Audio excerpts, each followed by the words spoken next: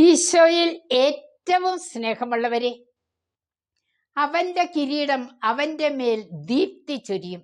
സങ്കീർത്തനം 132:18 തിരുവചനം. നമ്മെ പ്രതീക്ഷിച്ചിരിക്കുന്ന ഒരു വിജയ കിരീടം നമ്മുടെ പ്രവൃത്തികൾക്കനുസൃതം ദൈവം മരണശേഷം സമ്മാനിക്കും. പ്രത്യാശയോടെ മുന്നേറാം.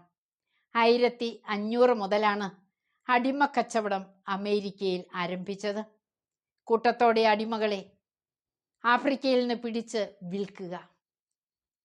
ഈ രംഗത്ത് ശ്രദ്ധേയനായ ഒരു വ്യക്തിയുണ്ട്, പീറ്റർ ക്ലാവർ എന്ന ഈശോ സഭാ വൈദികൻ. ഓരോ കപ്പലും അടുക്കുമ്പോൾ ഈ സ്പെയിൻകാരൻ ഓടിയെത്തും.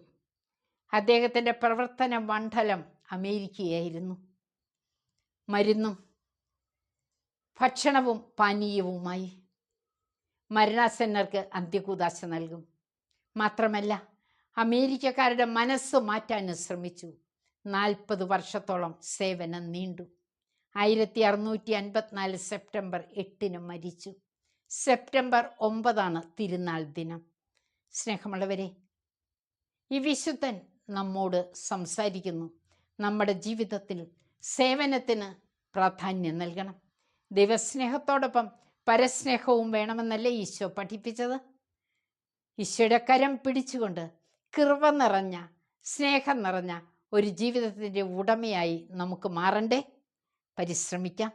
ദൈവം നമ്മെ സഹായിക്കും, അനുഗ്രഹിക്കും. ആമേൻ.